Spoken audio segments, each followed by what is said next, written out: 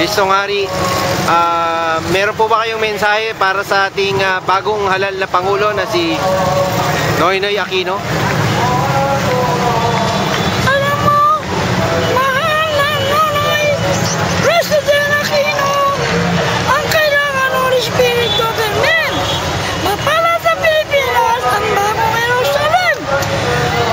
Iyan meron lahat ng buong mundo yan ay sama, magkasama-sama ang kailangan pakakaista.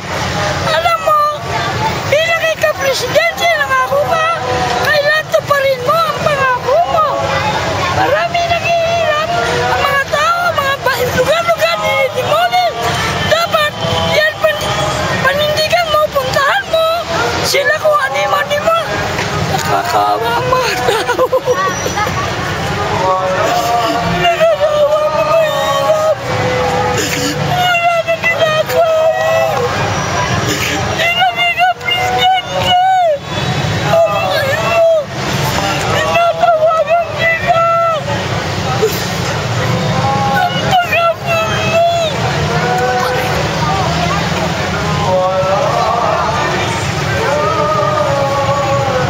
Ano yung nangyayari? Babagsak po siya?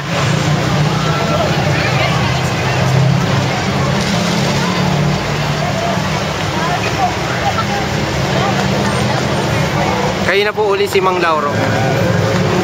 Sino po? Ang Diyos Ama. Oh, wala ang Lauro dito. Pag ginaganyan siya, spirit ka palagi, spirit eh. Oh, wala ang Lauro. Ang Lauro, yung kakain, may spirit sama. Basta kinausap mo, iba na yun. Hindi siya makausap na ano eh, na yung material. Lauro. Pag kinausap mo, hindi si Lauro. Yan ang Lauro. Ano yun eh? So kayo po ngayon si Kristong Hari.